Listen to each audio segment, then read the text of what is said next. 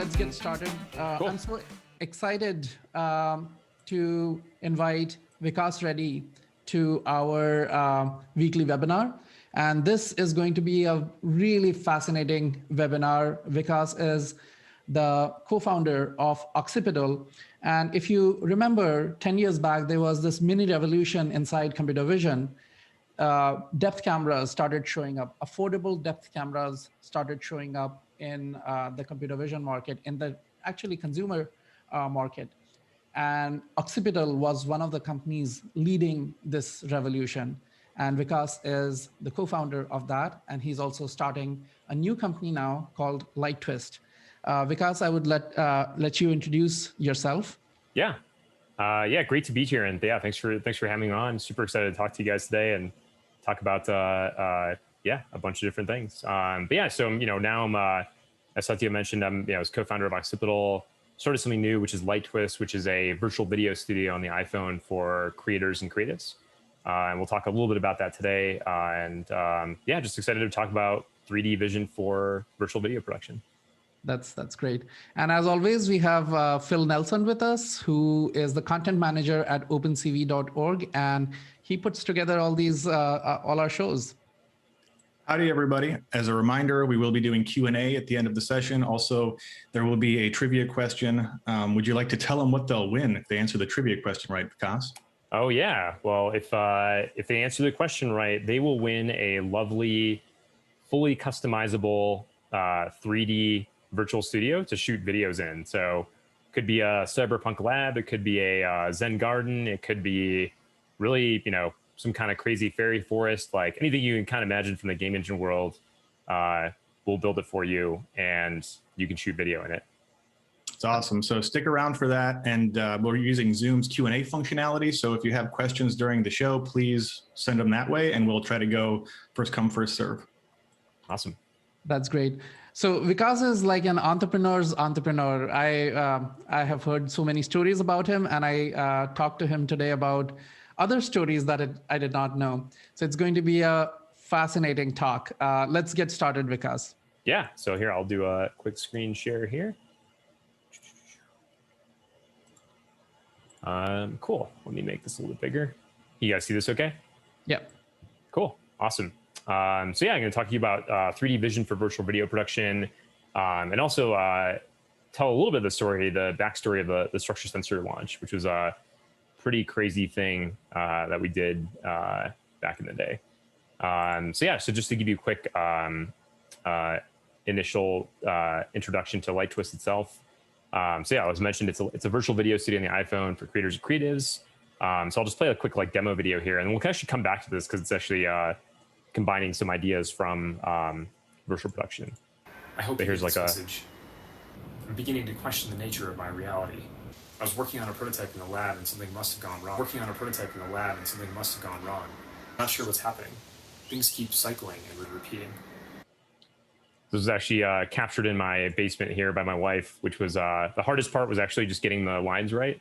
I kept messing it up, but so this is actually like one of the more, it's a little bit different of a use of, of perception and 3D vision. This idea of using it for essentially making this world of this technology of virtual video production possible for on the iPhone and for lower price point and much more accessible to creators. So we'll get back to this later, but first let me give you a little bit of background. Been through a whole bunch of things. So I think I only had a real job for 1 year, maybe after college, and then started a company with my friend Jeff Powers from Michigan. Essentially two companies. One was Red Laser, and then co-founded Occipital as well, as Satya mentioned. Red Laser was a crazy experience. I won't get into all the craziness around that story, but I like to call it the Benjamin Button of companies, because both Jeff and I built that just as a two-person team. It was like solving a very specific, small problem in computer vision, which is how do you take a fixed focus camera and scan a barcode, even though it's full, totally defocus blurred. And so we pulled off, using some kind of crazy optimizations and, some neat hacks to make it possible to scan a barcode in real time at 2 FPS on the original iPhones. yeah, had the app go to the top of the App Store for about, I think, 6 or 7 months straight. And then it got featured in an Apple commercial during prime time, which was awesome. And then eventually acquired by eBay. And yeah, we took some of that, some of the cash from that, and actually we decided to go raise some venture money as well, and started Occipital around this idea of a spatial computing platform for the home, or like, I think we called it like a game engine for augmented reality for the home. Probably the close, essentially like in a lot of ways what ARKit and ARCore are today.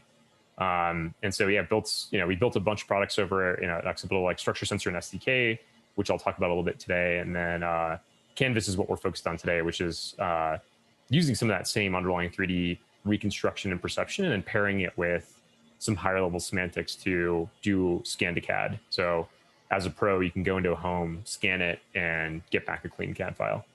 So yeah, Occipital still, it's about a 60-person team or so. It's raised $37 million in capital over 3 rounds, and is growing. And yeah, left there in early 2020 to start something new. So that's great. Actually, Vikas, I mean, you can share as much as you're comfortable sharing. Yeah. But even with Red Laser, which was just a company of 2 people. Yeah. It is fascinating the scale that you were able to achieve. Right.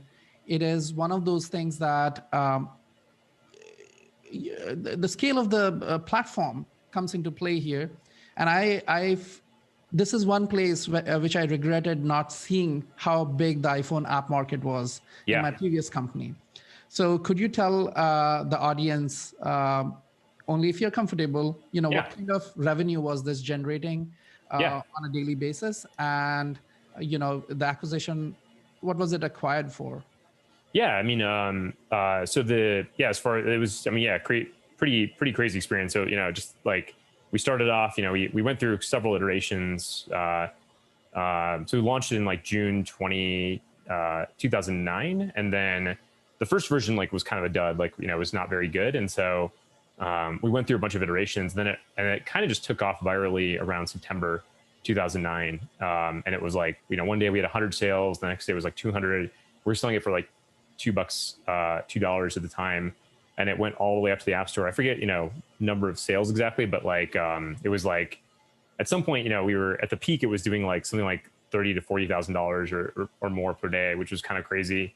For a 2-person company. Yeah, 2-person company. We were still paying ourselves $1,200 a month each. And so, our burn, still probably like the most profitable company by far I've ever built, which is, it was like 99.9% profitable at that point. Yeah, I just want to reiterate what you just said, so people don't think that we said it by an accident. It was actually $30,000 to $40,000 per day. Yeah, it was. And then to be fair, that was only at the peak. Like that, it didn't stay that way, unfortunately. Right. That would have been awesome. But it was that was like, even though it sort of settled at a lower rate, but it was still pretty awesome. But yeah, it eventually got acquired by eBay. We had a couple different companies that were interested in it.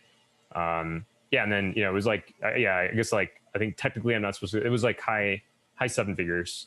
Okay. So not crazy huge, but enough to be. For 2 people, it was awesome. That was pretty good. Yeah. And the other thing is that people may not realize is that there are technical challenges when a new platform comes out, right? You were mentioning that when you took a picture of this thing, the images were completely blurred. So it's not like you could take any off-the-shelf barcode reader and just port it to the phone. So there are computer vision challenges that needed to be addressed here to make this happen.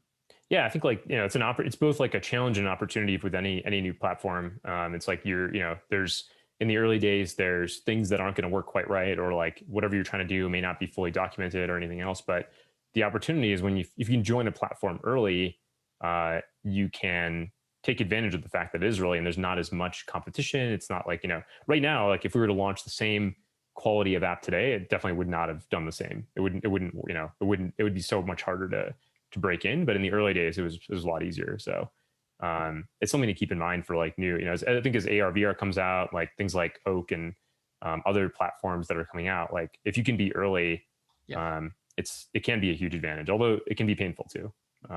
There's a lot of struggles.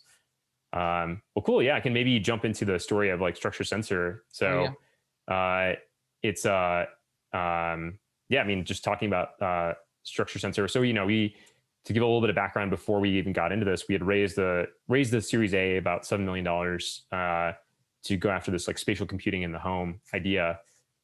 We actually started building the software, and we just got to this point where it was like clear that the compute power wasn't there, the algorithms weren't there from like a deep learning perspective. That was still nascent, and it was just not really practical to like build like a 3D understanding at the time. This is back in 2011. And so we were looking, we were kind of looking, still prototyping, and then looking at some of the different things, experimented with the Connect a bit, or just saw the Connect, and we were just like, wow, this is pretty amazing. Just the fact that it was available at a consumer price point, and just cheap depth sensing essentially. So they built an amazing reference system.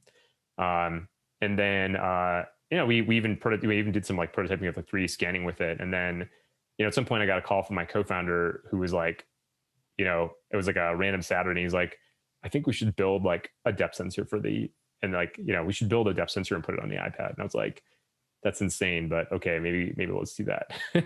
And then, I mean, it was kind of an insane idea, but it was like, we spent a lot of time thinking about it, and it was pretty sound. It was like, part of the reason was, one, to build a bridge to this future where, we were convinced, by the way, that like this depth sensing would get built into mobile devices. It was like pretty obvious to us at that point that was going to happen, just projecting forward. I actually think it's actually possible people say you can't predict the future, but I actually think you can, in a narrow enough technology space, if you understand it well enough and you think about it deeply, you can kind of project the trend of a technology and then and then try to think about the implications of it. And so in this case, that was in some sense what we did. And so we said, okay, if we build hardware now, we can monetize computer vision, which was a challenge for a lot of other companies. They were building software SDKs and like different things, and it was hard for them to monetize it. Whereas with hardware, it's like super, easy. Like the business model is just buy a hardware, just charge a high margin for it. So, and the other factor was we could build software that would be ready when those devices had depth. And so that was the original sort of vision. And so, yeah, we went for it, and we kind of went from, this is sort of the sketch level back in like, 2011, showing it on the iPhone here, and then kind of the progression through the Kickstarter launch in September 2013. That's a crazy timeline, by the way. Yeah, it's crazy for a hardware product of this complexity. This is amazing. Yeah, it was pretty, maybe I think we talked about this a little bit, but we were prototyping a bunch of ideas, but like, I mean, a lot of it was the team we put together. It was this is still like the best team I've ever worked with so far. Like it was just an incredible team of people. And a lot of it was because, I don't know, I think we just happened to I think a lot of what we did was find people that were underrated. And in some sense, we were like this team of like misfit toys, like that all kind of fit together well. The unprofessional nerds. Yeah, unprofessional nerds. Like somebody on Kickstarter called us that, and we were like, you know what, that's gonna be our motto from now on. I actually printed out the. Right there. Yeah, I'm dead center. Yeah, I actually printed out that email, and it was hanging in the San Francisco office for a long time. That was pretty awesome. Yeah, so it was like this team was incredible. I kind of going back, I'm like, man, I kind of wish we had hired like 3 or 4 more people, because like it was kind of insane to pull it off. But a lot of it was like just really like, we kind of just took this approach where like we don't really know basically anything about building hardware, and so there's some people on the team that we did have deeper experience, but at least like, myself and Jeff, like we didn't really know much about launching hardware. And so we just spent a bunch of time just trying to like, the sort of unknown unknowns problem. And so really trying to catalog those, and just trying to like learn by doing, being like, okay, well, the best way to test whether Apple will accept this or not is just don't try to research it, just submit a product plan. Don't try to guess whether CM is going to work with us. Get them to work, ask them to work with us and see if they'll do it. Right. So it's just like learning by doing, and then trying to like basically never be the blocker on any one thing, which is honestly kind of insane. Like it was, still like, there's still a bunch of stuff that happened in 2013 that I don't really remember from like the outside world. Cause I was just so focused on this. And then one of the crazier things was like, we were deciding between these 2 technologies. There was like PrimeSense, which was a structured light approach. And then PMD was actually pretty, they were earlier on, they had built this time of flight sensor, which is like essentially putting out like sort of a pattern of flashing light, and then using the return information to determine depth at various positions. And we were hoping to we actually tried to make PMD work too, because we didn't want to have just a single source or bet everything on PrimeSense. But after testing it, you can kind of see there's a little video here of like what the reconstruction result was. It was just too noisy. Things like shiny stuff, like my hair, like, shiny black hair just would never work there. And so whereas PrimeSense, their structured light approach worked really well. And it was also battle tested. It had been shipped in 10 million connects. And so, yeah. For people who do not know, could you tell them the difference between structured light approach and the PMD, time of flight? Yeah, and actually, I should say that there's the PrimeSense approach was like a particular type of structured light. So there's other older, or not older, but maybe have existed for a while, where it's more like you're putting out even like visible light into the world and sort of like a pattern, and using that watching that to do it. But in this case, what PrimeSense did was built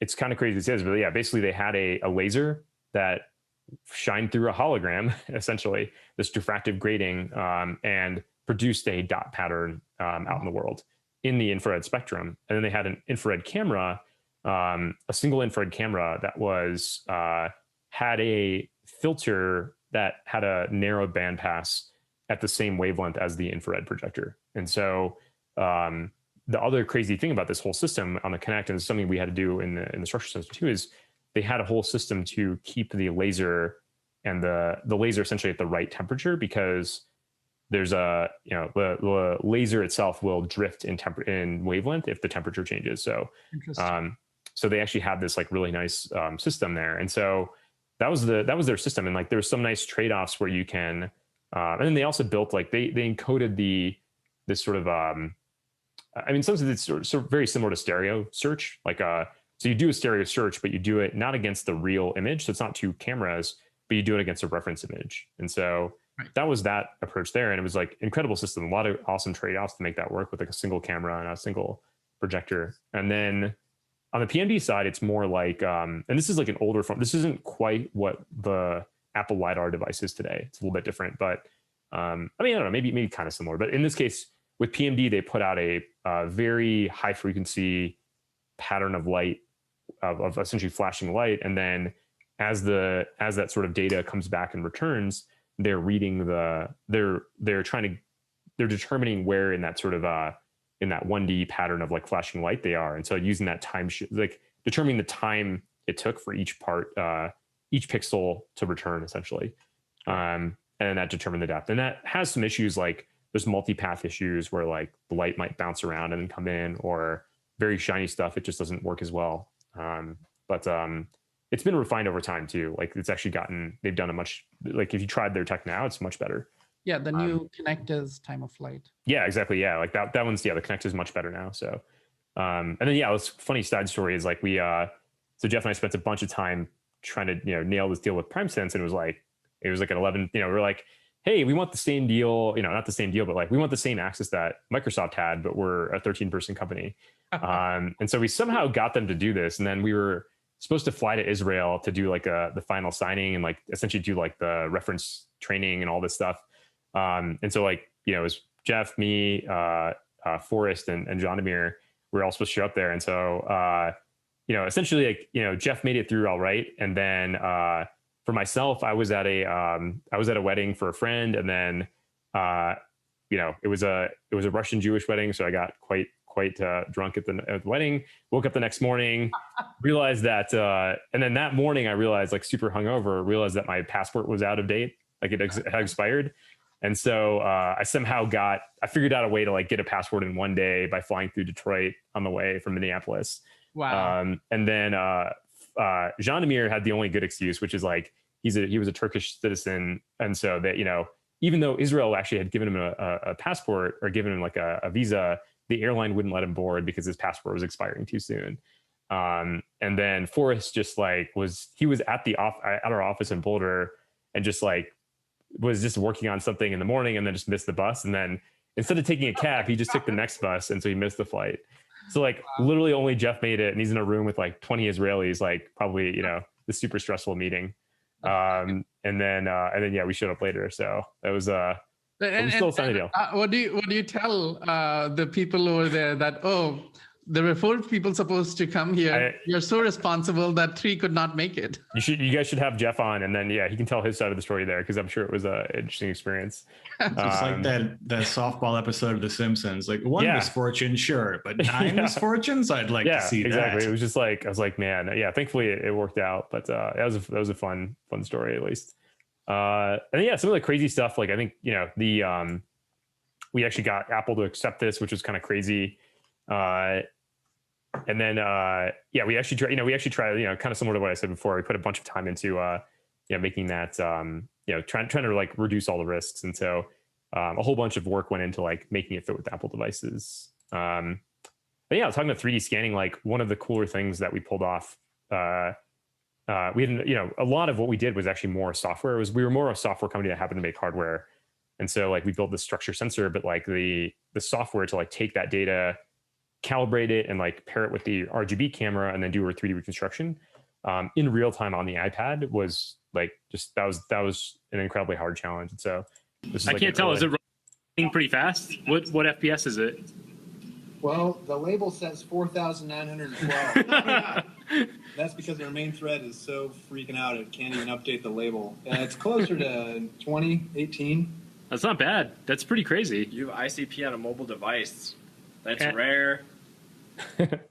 Yeah, so it was like that was from a while ago, and then was that Forrest and Pat? It sounded like Forrest and Pat. Yeah, I think Forrest was on the Boulder side. Yeah, but it was pretty awesome.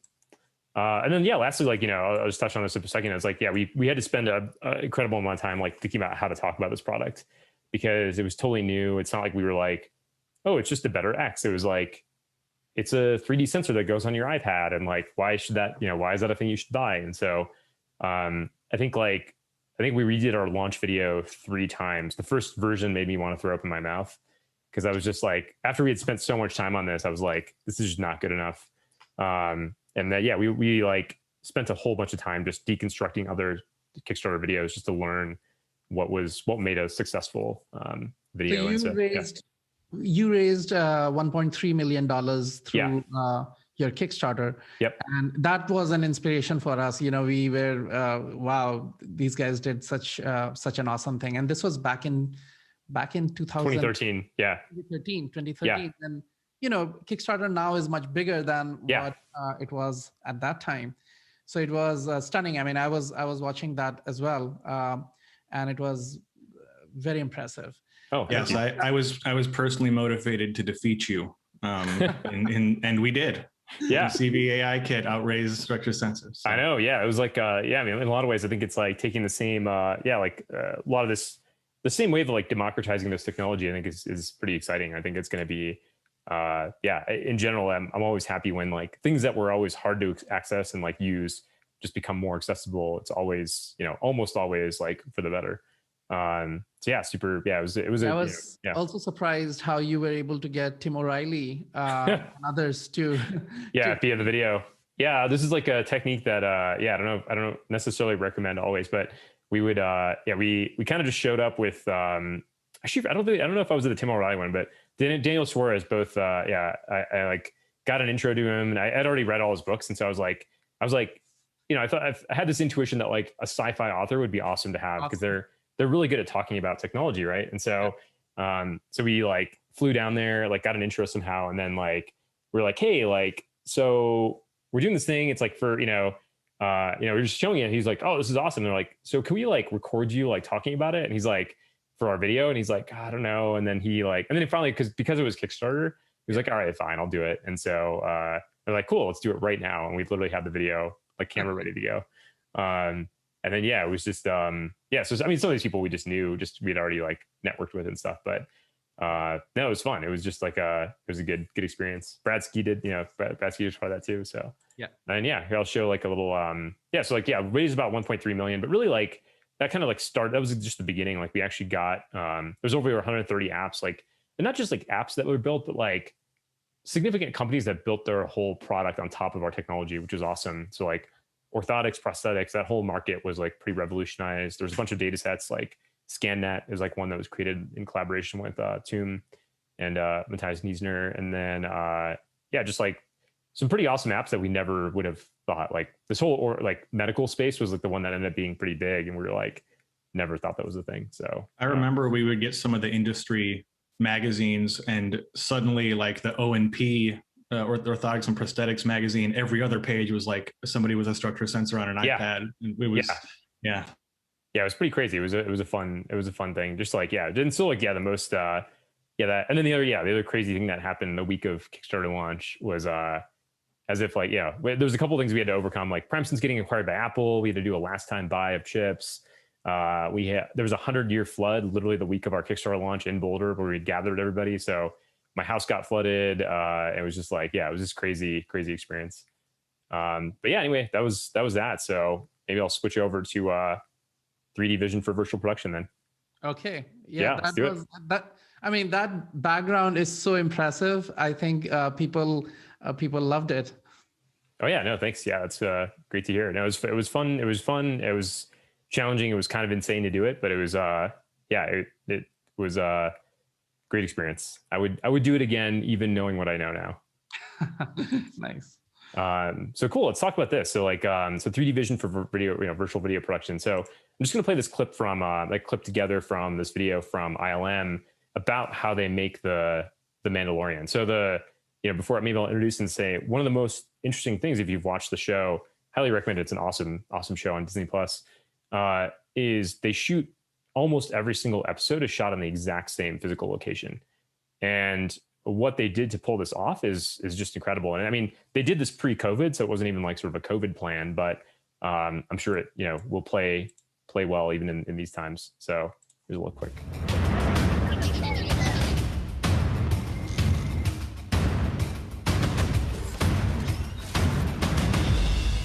We have put together a system whereby which we can have game engine, real-time render, and video wall technology coming together to create a backdrop for the big, beautiful world of Star Wars. The volume is 21 feet tall, it's 75 feet in diameter, run by 7 machines, pumping the visuals onto the screen that's being created in pre-production. Everything in the volume is designed to both light the actors and to be a background that we can directly photograph. If you look at visual effects, heavy films, you've got a film set and then it's going to go to post and it's going to get the world put in. Here we're considering all of that at the same time, and how do we create a background and foreground that live together? So yeah, just like talking about this is how they put this together, and it was pretty incredible. And so yeah, if you think about the advantages of this type of setup, this virtual production stage, you don't have to go pull a bunch of actors anywhere. Specifically, the scene is fully configurable. It's like a game engine, and they worked with Unreal Engine to like even do some customizations there. And so if they're like, oh, I don't like the lighting, it's like an instant change. Real-time feedback for mostly it's hard for the actors to see it necessarily, but the rest of the crew and the director, the videographer, like, and you also get some aspects of you still have to have some other lighting, but like some of the environment lighting effects you get for free. So if you look at like the Mandalorian's, like his armor is super shiny, but it's very it's correctly reflecting all of this all of this sort of light from the volume, which is awesome. And then it's like very minimal or zero post-production, because you're not having to segment or do rotoscoping or green screening. It's like all just done. Just to give people an idea, what it would have looked like in a typical production. Let's say you use green screening, right? Then you would have actually created this video. You would have shot this video with a green screen, then remove the green screen, and then put a virtual background there, right? Exactly. And you typically wouldn't have like a probably the biggest thing, a couple of factors there. It's like, you wouldn't have a preview. So as you're shooting it, you wouldn't exactly know, if the director's kind of like looking at this, and this is, people have built some stuff in the past, like James Cameron built this like AR camera back in the day for shooting Pandora, or what was it called, Pandora, whatever that movie was called. But yeah, like essentially, like there's people that have experimented with AR in various ways for this, but the other aspect is the post-production, not needing to like do any segmentation and then sort of like lighting correction. It's kind of all baked in, which is nice. And because you can get the real-time feedback, they can even adjust, like they're using additional lights too, and not just the volume itself to render, but there's a lot of benefits from this. Yeah, and there are mistakes that happen that you don't catch immediately when you use green screening. Yeah. So, for example, in Jurassic Park and those kinds of movies, they don't have dinosaurs running around, right? So the characters, they are running and looking at random directions. Wherever they look, they put a dinosaur there, right? Yeah, yeah. So that was the technique. Now, they obviously cannot do that for every places. So if you watch very carefully, you would see this, the kid scared and look at some place where there is nothing, right? Yeah. So there are these glitches that happen in that kind of environment. That's exactly. Yeah. I think that's like one of the things where, yeah, if you're able to see that, it's interesting. And then, yeah, I think like, and then, thinking about like what this takes now, it's like, it's pretty incredible. And actually I'll play a little clip from this is, the Mandalorian is obviously like more of a creative sort of, film use case, a more commercial Intel use case. Core powered devices, gamers can now game, stream, and record. Emmy's dad is using. So that's all. Obviously the people are real, the desk and the computer are real, but the background and the lighting, that's all virtual. And so, and here it's like, pure, essentially rendered using Unreal Engine. But to do this, it requires a bunch of things. And so it is pretty incredible. It's already like, well, and that's like a $20,000 camera too. Yeah, I mean, depends on on the Mandalorian, I'm sure it's probably even more. I don't even know what they can just spend whatever money they want. But in this case, it wasn't. I think it costs about $40,000 to $50,000 to rent like a stage like this. So you can actually, there's a couple companies that have virtual production stages you can go and rent and then shoot this type of stuff on. And it's worth it for the bigger companies. Like, so for Intel, it's like saves them time. They can crank through a couple, 10 shots in the same, same reasons why the Mandalorian did it. But there's a pretty big barrier to entry, which is like either it's dollars, but it's also the, somebody that understands like videography quite well, has like, you have to have like, a lot of GPUs or like a really powerful computer or set of computers to do this. You need you don't have to use a red camera, but like you have to use something like a vibe tracker and like, integrate that whole system. And then you need somebody that's like understands Unreal Engine or one of these like 3D game engines to help, to help produce it.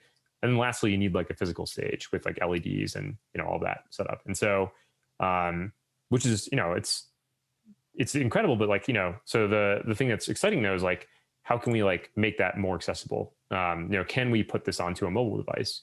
And so, first I'll talk about, a couple of reasons why I think this is possible now. So one is like, over the last 10 years, like advancements in 3D computer vision have been insane. Like, if you'd asked me like 10 years ago, like people used to ask like, us at Occipital, like they'd be like, okay, is there I want to be able to recognize arbitrary objects. And like this, like, they're like, oh, you do computer vision. Like, can I just give you a photo and like, tell me everything that's in it? We're like, no, not really.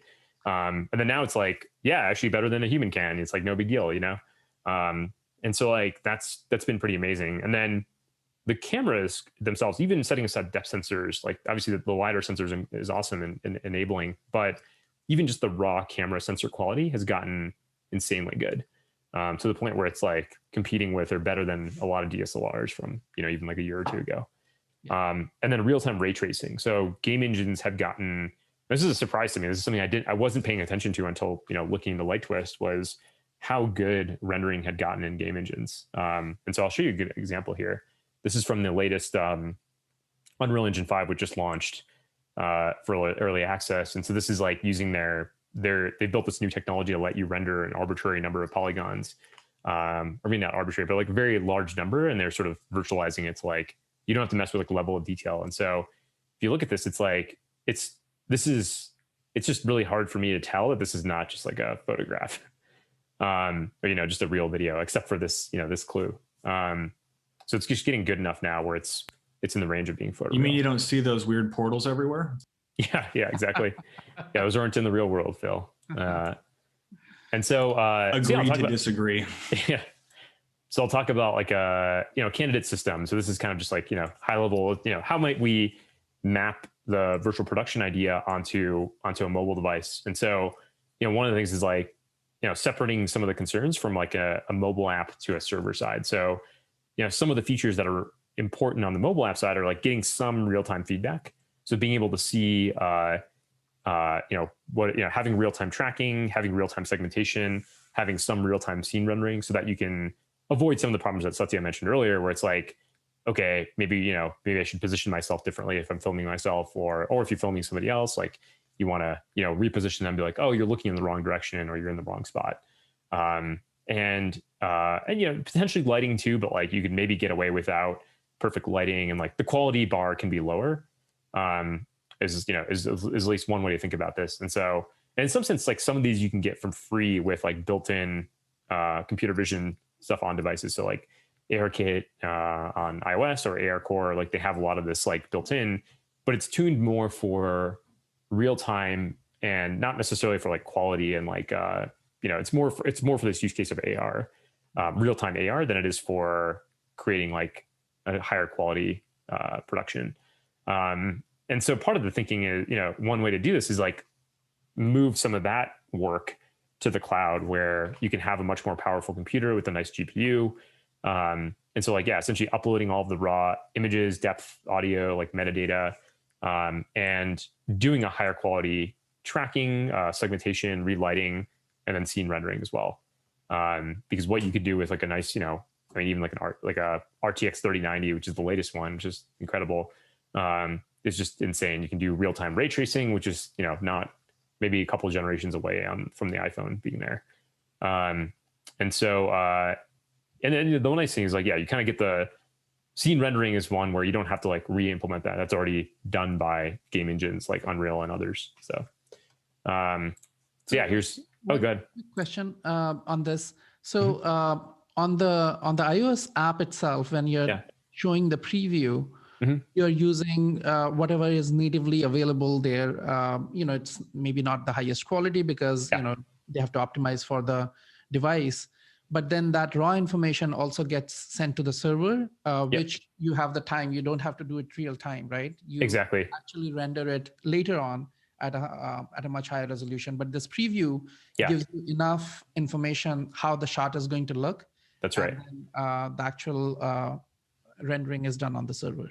That's exactly right. Yeah. And in a sense, like, and this is one of the areas where there's a lot of data that like, if you're doing computer vision, you care about and you want to capture. So things like intrinsics data, like the raw depth data, like ideally, the way I think about this is like, you want to save off as raw data as possible so that like, it's easy to change algorithms. It's hard to like, you can't go back and like recapture data easily usually.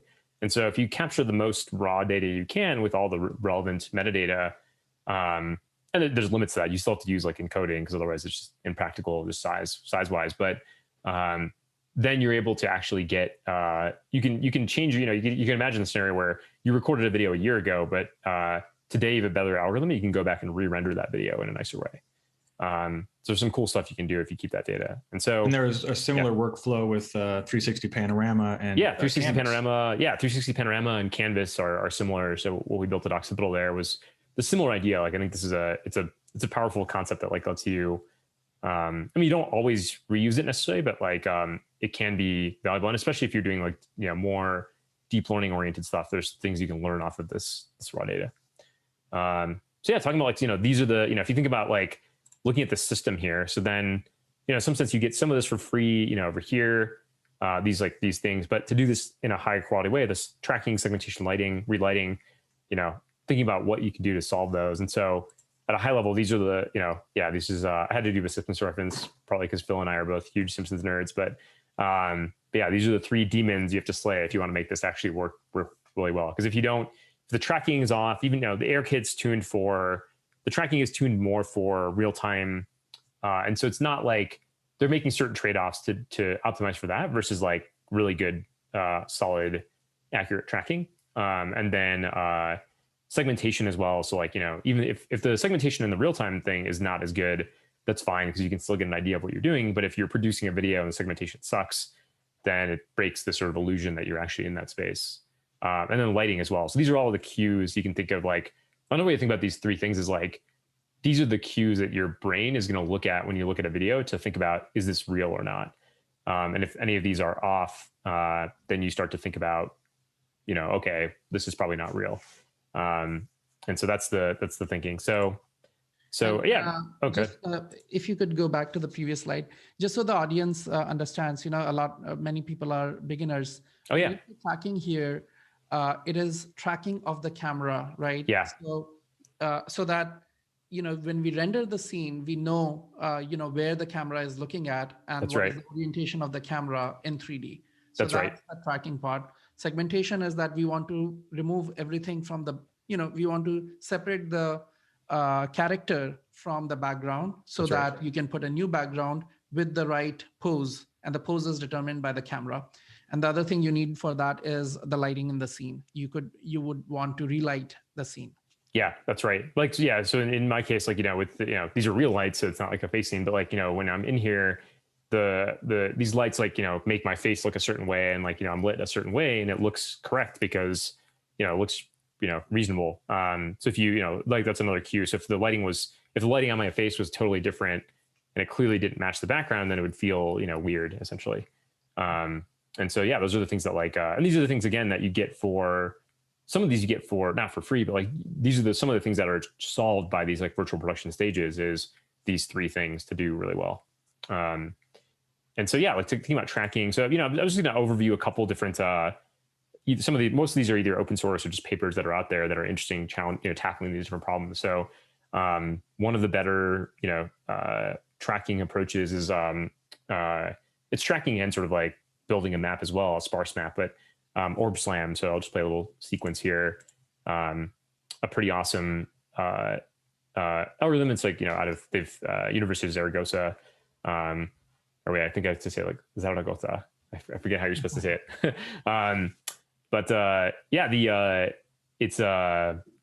It's pretty nice. It's doing like some of the things that it does are things like loop closure, bundle adjustments. It's actually like building like it's essentially working to like both track in real time, but also build a globally consistent sparse map. And by sparse map here, I mean these, you can kind of see these like points that are being tracked and sort of created in the space. And those are being both, I guess, yeah, this whole term of SLAM, like simultaneous localization mapping. So you're both localizing these features at the same time as you're computing the pose of the camera. And then ideally, what is happening in the, in the background is actually also not just providing a pose in real time, but doing like a bundle adjusted understanding of the entire scene. So you can build like a, to kind of correct for things like small drift errors and such. Segmentation, there's a couple different approaches here. And so one is like, there's a bunch of different, and I'll play a couple of these, but you can use deep learning, and there's some amazing approaches in segmentation. Or you can also just cheat. Like there's certain things, I think it's actually something that like a lot of computer vision companies, that are starting out, they are afraid to have things that are not fully automated or ask their users to do anything that's like slightly different. But like, if you think about this thing, it's like, let's say everything else worked perfectly, the relighting and the tracking, but segmentation, for some reason, we weren't able to get perfectly. Asking users to buy a $20 green screen might be practical. Like it might be not that big a deal. And so, another example of this is like with Canvas, with Occipital, like we ship this, we have this product that lets you, with Canvas, you can scan a home and get back take the raw 3D mesh and then get it converted to an editable CAD file. Now, we could have said, let's wait till we fully automate this workflow with like deep learning. Mm-hmm. But instead of that, we just said, let's just get some humans in the loop to help us here with some smart tooling and be able to sell it at a nice margin 5 years ago, rather than waiting until today, which, now we're actually starting to get like better results on automation there. So I think it's something to just consider for a lot of different companies is like, do you truly need to automate some stuff, or can you do it manually and it's actually fine within your margins? In my previous company, we did use, this was back in 2007, 2008. Yeah. And we wanted to do hair segmentation because we wanted to change the color of hair. And at that time, there was no deep learning, and it was extremely difficult to do it completely automatically. But if the user could add a few scribbles on the hair, say that, oh, this is the foreground and the background, right? Then there were several algorithms that would do a very good job. Yeah. And so we made this interactive thing. And at that time, people were more interested in photos because, video barely played on the phones, etc. Right. We were able to build that thing where, people could change their own hair color and with a few scribbles, right? That's awesome. Yeah. Otherwise, we would have to wait for 7 years for deep learning to catch up. Yeah, exactly. And that's like, that's the kind of stuff you can, you have to do when you're building a company where you don't necessarily have to do when you're building, if you're in academia. And they serve, they both academia and companies serve different purposes, and they're actually both very useful. It's like, academia, you're pushing forward the state of the art and often like a pretty narrow idea, just by necessity. Although there's some exceptions to that, even in the paper, even in the academic world. And then, with companies, it's like more like, okay, we're solving a problem. So what can we pull together to like solve that problem? It doesn't really matter, who cares if it's computer vision or not necessarily. So yeah, it's an interesting approach. Yeah, and I'll play a couple. There's this is like one approach, and then here's like a little cool approach here from this company called Runway ML that's doing an awesome job with segmentation. It's like pulling out different categories. And talking about relighting. So there's like a bunch of different papers here, and like actually get a little water here. So one is by Google's research lab, and so they've done a pretty amazing job with people that are captured in this light stage that they create. And so once they've captured people in this rig that they've set up, they're able to put them into all these different, essentially different lighting conditions. And so it's pretty amazing. Like the results are quite good. And so they're not using like a game engine scene necessarily, but they're using just like other images. So take a person from one image, put them in a totally different image, and use this as a result, with some HDR map as well. It's pretty awesome. And then on the right is like another clever approach, which I just thought was awesome, which is this awesome hack of using the monitor itself and then varying, essentially like using the monitor as a controllable light source to then and then paired with a webcam to essentially the idea of, it's almost like, in some ways like almost like a structured light type idea where you're using the monitor to put out light onto the face and then reading that return on the webcam and then using that to learn like a either explicit or implicit. I think in this case it's more of a deep learning implicit model, but or like an encoder decoder approach, but like encoding this idea of like, what does that person's face look like in like a lighting independent condition, and then being able to relight it essentially. This is pretty clever. You can see this. You can see they're like kind of varying the lighting pattern on the monitor and then relighting the person because they're able to learn that face.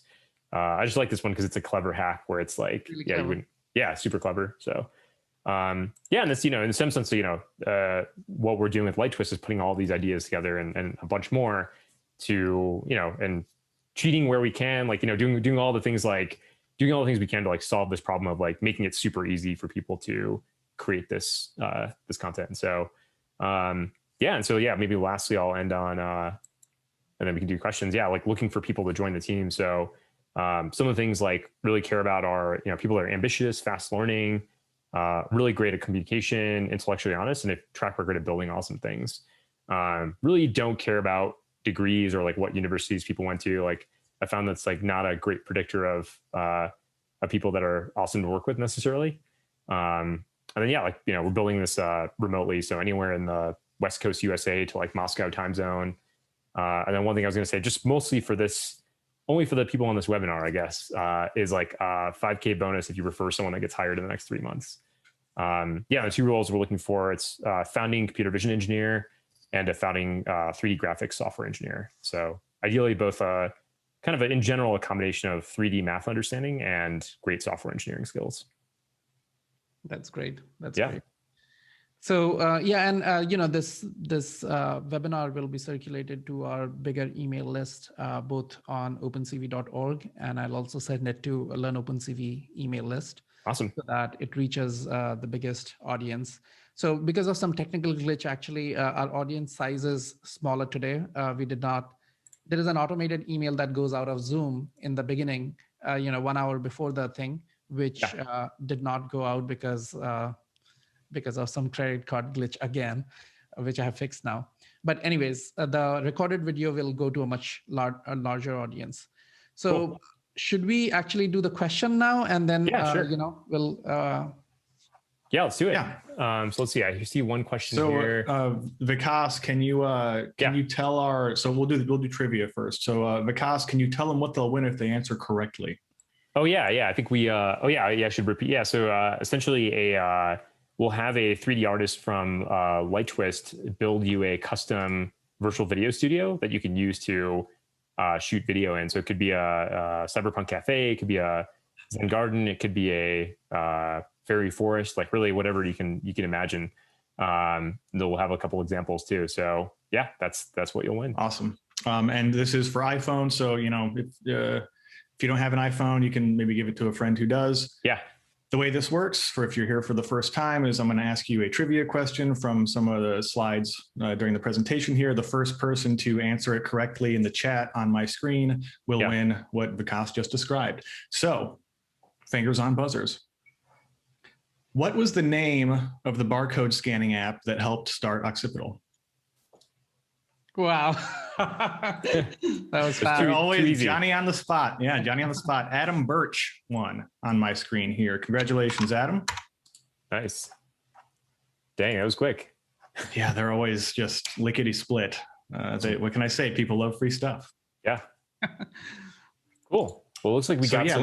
Let's go to questions here. I'll start. I see some. Oh yeah, go ahead.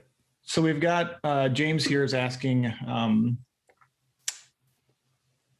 why focus on offline applications, i.e. uploading to a server and doing offline processing, which is similar to modern VFX productions, if you're focusing on the real-time capture on the phone? Can you maybe talk a little bit about why they're both useful?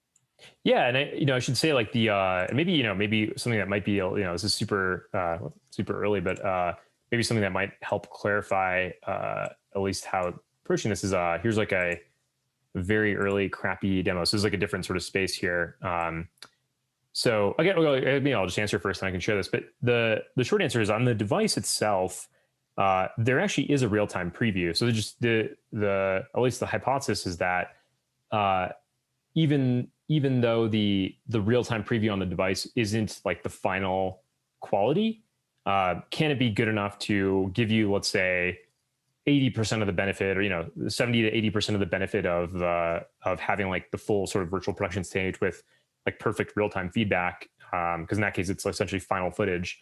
But even if the quality is less, like the segmentation doesn't look as good, you don't have the correct lighting, you're rendering the scene but at lower quality. Is that enough to give you at least enough of a preview and then do this? And then leverage the server for essentially doing a nicer pass. And so you get some of that real-time feedback.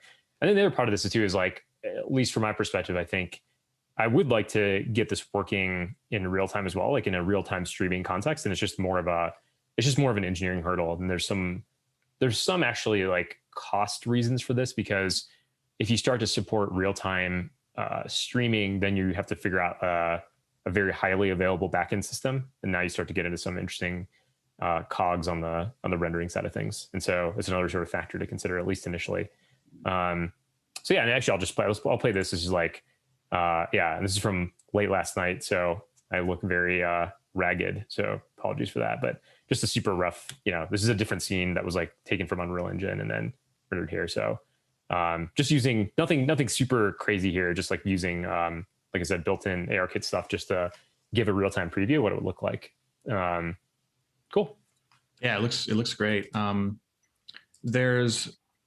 So I have a question here, which is what, you're still pretty early days in Lighttwist, but what has surprised you the most so far in putting this together and getting funded and stuff? Like what is really like, didn't expect that to happen? I would say,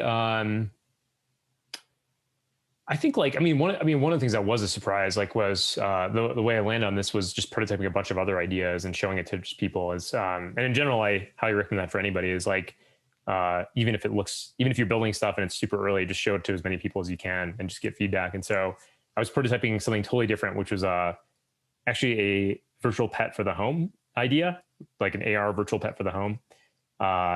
And was showing that to some people, and they pointed me at this like virtual production space based on that. And then I started digging into it. I think the thing that surprised me the most was how, at least not my own work yet, but how realistic and how essentially like how realistic like rendering and this like sort of compositing looked. And how far it has come, right? Yeah, I'm probably because I wasn't in the gaming world for the last 10 years. Last time I really played a video game was like probably before starting Occipital. And so it was like, I just wasn't really paying attention to that world much. And then just seeing it, I'm like, wow, this is just like insane. Like it was like, I was like, I can't tell that this is not a real scene. And that's with real-time ray tracing and like some like lighting techniques, especially that are possible now. It's that was a big eye opener. Yeah, it's really Unreal and Unity and the commodity game engines have really in the last 5 years just completely exploded. We have Andrew in chat here. I just want to mention something. Back in 2015, Occipital Technology helped to build a custom chest brace to fix a deformity in our kid's chest. It improved her self-confidence and body image significantly, also improved her lung capacity. Thanks so much for that note, Andrew. That's really touching. Yeah, that's awesome. Man. We're glad we could help. Yeah, it's pretty gratifying. I'm sorry, I'm like tearing up a little bit. Yeah, I know, me too. That's awesome. I'm glad we could do that. Yeah, it was like that was some of the most gratifying things was just seeing people build some of those applications that like we never even thought were possible. And honestly, like it was when we were in the middle of it and just when you're building and you're just like going through all this stuff, I never even knew. I didn't really fully understand the scope of that and like what people were doing with it until after leaving Occipital and getting a bunch of notes from people, and it was pretty awesome to see. Yeah, we remember Doctors Without Borders and stuff. Yeah. Like it just blew us away. I've got another question here. This is kind of interesting. I think it's probably our last one. Tom, maybe talk a little bit about how do you think? What do you think the potential is for this, or do you think forensically there'll be good ways to tell in the future when this gets even good enough that it's impossible for us to just visually quickly tell if it's fake or not? Yeah. What do you think about that? Like, I've actually thought about that a decent amount. Like I haven't like exactly figured out a solution, but in general, I do think this is a thing that a lot of people will need to be thinking about. And like ethically, it's like, there are cases where you can imagine this, not this exactly necessarily, but if you think about synthetic video in general, being, given how powerful it is and given how like people are just sort of tuned into like, if they see a video of it, historically we're able to count on it being real because it's like hard to fake a video really well. We tend to believe what we see. Yeah. And so like, I think this is a thing that's a huge challenge. The way I'm thinking about it for Lighttwist is ideally encoding something into the video itself, like that can't be easily removed, like into the, kind of into the, like, not just like sort of like a little metadata at the beginning of the video, but actually something in the video itself where it can be easily detected. And so if it's used, if our software is used to generate the video, it's kind of encoded into the video frames itself, some information it's about self-identifying that this is. Exactly. Like, and beyond just a watermark, because you can easily remove watermarks. I think it has to be something that's like, it has to be something where it's like per frame and visually kind of encoded in sort of an invisible part way. Of the actual media stream. Yeah, exactly. And so if somebody were to like look at it, I don't know. I haven't to be honest, I haven't like dug into all of the exact ways to do this, but there's a couple different approaches I've seen. But I would love to, if anyone has like a clear idea of like a bulletproof way to do this, I would love to hear it because I've been looking into this because this is a concern for sure. I should say right now we're nowhere near where that would be an issue, but when we get there, as we get there, I'd like to have it built in. Great. Awesome. I think you want to take us home, Satya? I have actually an announcement for our ongoing Kickstarter campaign. For people who do not know, we just added 2 more rewards, actually 3 more rewards, but 2 different products to our Kickstarter campaign.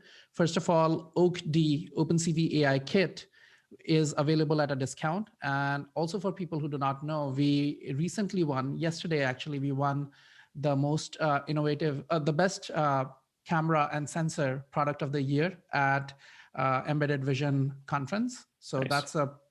That's a very big deal. Jetson Nano won for the best processor the year before. So we are very thrilled about that. And that OpenCV AI Kit with Depth OakD will be available in our Kickstarter campaign, as a reward. And we have also announced deep learning with TensorFlow and Keras. That's a course that we will be, it's a not yet released course, but it will be part of the Kickstarter campaign. And we have added that to our release as well. So with that little plug, I just wanted to say thank you to Vikas. This, your journey, the things that you have done it's incredible. And, I'm not only from the computer vision point of view, you talked about a lot of technical things and how this 3D production works. But for a lot of people who are entrepreneurs, this is gold. The kind of things that you have done and pulled off are very impressive. And I think people will get a lot of inspiration from what you have done. Thank you. And yeah, I should say, it's never, there's, the thing of, if you want to go far, go together. And there's a lot of people that were part of that journey. And so, and a lot of people that helped me too. And so if there's anyone that's thinking about starting companies, doing it, feel free to email me. I think I listed my email, but it's vikas@lighttwist.io. Basically with anything. Yeah. We'll put that information in our YouTube description as well. Cool. Yeah. I love talking, the best hack for having a great day is talking to people that are starting awesome things. It doesn't have to be a company, just organizations, ideas. I love it. So hit me up. Would love to hear from you. That's great. And thanks again, Phil, for organizing this. That is it. Thank you so much for our audience who did not even receive the reminder, but showed up. Thank you so much. Thanks, everybody. We'll see you next Thursday, 9 a.m. sharp. I believe our guest will be RoboFlow, Joseph Nelson, once again. Nice. Thanks. All right. Bye, guys. Thanks so much for watching this episode of the webinar. Please hit that like button, subscribe, and don't forget to tap the little bell icon to be notified when new episodes drop. Today's episode was brought to you by OpenCV Courses. Back their new Kickstarter campaign, OpenCV for Beginners. Find out more at opencv.org/courses. If you'd like to be in the audience next week, subscribe to the OpenCV newsletter.